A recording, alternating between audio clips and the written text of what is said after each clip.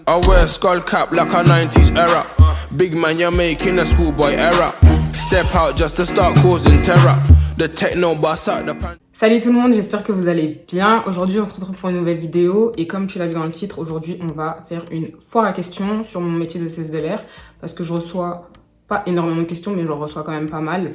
Donc je me suis dit, pourquoi pas en faire sous forme de vidéo. Comme ça, si des gens ont des questions et regardent mes vidéos, ils ont les réponses. Et du coup, ils posent plus les questions. Voilà. J'ai demandé sur Instagram, qu'on me pose des questions. Donc si tu me suis pas sur Instagram, je t'invite à le faire tout de suite. Et c'est parti. Première question que je n'ai pas trop compris d'ailleurs. Faut-il avoir fait le test des nations pour rentrer dans une école? Je sais pas ce que c'est le test des nations. Et je pense que j'ai regardé un petit peu sur internet. Il me semble que c'est le test de nationalité. Mais étant donné que je suis déjà française, non, je n'ai pas eu besoin de faire de test. Sorry. Ensuite, on a une question. Combien de temps a duré ta formation et quelle option as-tu choisi? Alors, si on parle de ma formation CCA, j'ai déjà répondu à cette question. C'est 3 semaines de formation théorique et 10 jours de formation pratique. Et si on parle de ma formation propre à ma compagnie, c'était 2 semaines.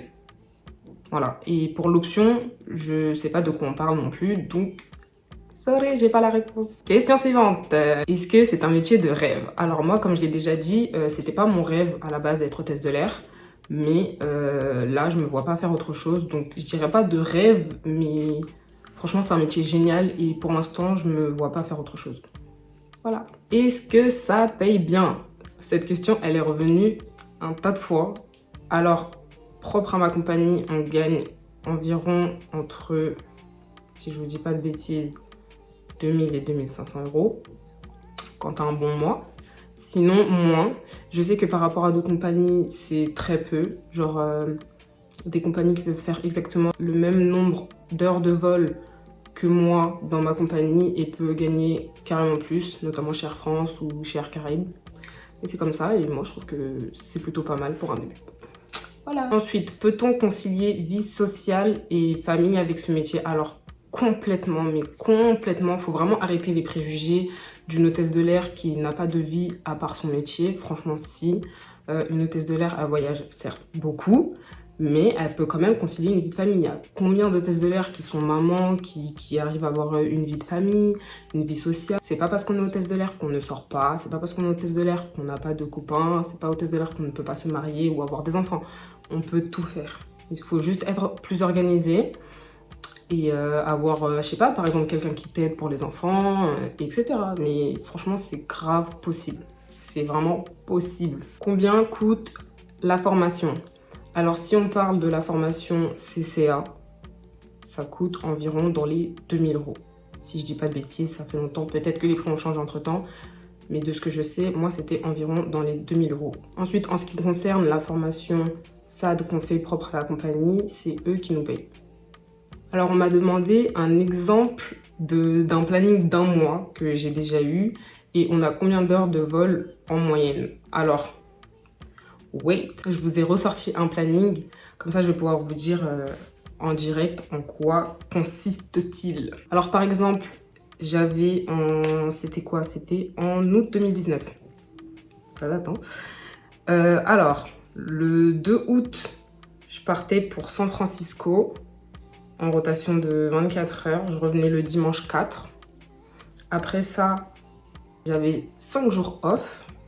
Ensuite, je repartais le 10 pour la Réunion. J'avais aussi une rotation de 24 heures. Je revenais le 12. Ensuite, j'avais encore 5 jours off pour repartir le dimanche 18 et revenir le 20. Donc, ça faisait un peu plus de 24 heures d'escale, entre guillemets. 36 heures d'escale, quelque chose comme ça. Suite à ça, j'avais 4 jours off. Franchement, ce mois-là, il était génial. Donc ensuite, je repartais le dimanche 25 et je revenais le 27. C'était une rotation 24 heures San Francisco. Je dis 24 heures, mais c'était vraiment, voire peut-être 16 heures en fait de rotation. Et après, tout le reste du mois, à partir du 27, j'étais en jour blanc. Ça veut dire les jours blancs, c'est que tu peux être appelé à tout moment pour partir en vol. Donc t'es là, t'es en repos, mais pas tellement en fait. Voilà. Donc voilà à quoi ça ressemble. Et ce mois-ci, on va dire que j'ai pas les heures exactes de ce que j'ai fait, mais ça avoisine, je dirais, les 85 heures. Hein. Je dirais comme ça, à vue d'œil. 80-85, quelque chose comme ça. Next. Alors, quelles coupes sont autorisées pour les cheveux crépus à part ceux les plaqués? Et franchement, j'ai trouvé cette question grave intéressante parce que je vous avoue que même moi, je me suis posé la question quand je débutais et genre, j'ai pas trouvé de réponse. Franchement, je vous avoue que j'ai vraiment pas trouvé de réponse. Alors oui, on peut se plaquer les cheveux, on peut faire des chignons bananes, on peut... Enfin, se plaquer les cheveux. Dans tous les cas, il faut que le visage soit dégagé et que les cheveux soient attachés. Alors, pour les cheveux crépus, les cheveux peuvent être courts. Et depuis peu, en tout cas pour ma part dans ma compagnie, depuis peu, on peut faire des braids. Alors ça, c'est génial. Mais du moment que, en les attachant, ça fasse un chignon et pas trop gros. Donc voilà, c'est la solution la plus, entre guillemets, la plus adaptée. Après, moi, ce que je faisais, j'avais les cheveux courts pendant très longtemps, donc ça me facilitait. On peut aussi mettre des perruques. Et enfin, il y a plein d'alternatives. Après, là, je les ai pas toutes en tête. Mais voilà, donc tu peux avoir les cheveux courts, tu peux mettre des perruques, tu peux faire des braids du moment que le chignon n'est pas trop gros. Et après, avec tes cheveux à toi, si tu as la possibilité de les plaquer, bah... You got it, girl. Tu peux le faire, quoi. Est-ce que je compte faire des vlogs? Alors oui, je compte faire des vlogs. Dès que j'en aurai la possibilité, je pense que mon premier vol retour, ce sera vlog direct. J'ai hâte. Donc franchement, ouais, je veux grave faire des vlogs. Je sais pas trop comment vlogger, mais on va s'essayer à ça et voilà, on va voir ce que ça donne.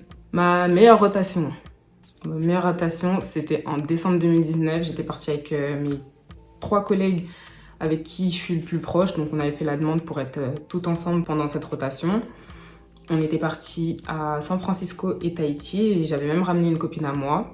Je vais vous mettre une petite vidéo là, comme ça pour donner un petit aperçu de comment s'est passée la rotation. C'était génial. Franchement, meilleure rotation. Alors, on m'a demandé combien de temps après mon CCA est-ce que j'ai commencé à travailler. Alors, il faut savoir que j'ai obtenu mon CCA en novembre 2016 et que j'ai commencé à travailler en juin 2018. Donc, il y a plus d'1 an qui s'est passé entre-temps. Pourquoi? Comme je l'ai déjà dit, après avoir eu mon CCA, je suis partie au Canada pendant 6 mois et pendant les 6 autres mois où je suis revenue, j'ai travaillé, j'ai postulé et voilà. C'était le temps de trouver une compagnie. Alors, j'aimerais savoir si l'embauche pour le métier de steward est compliquée ou pas.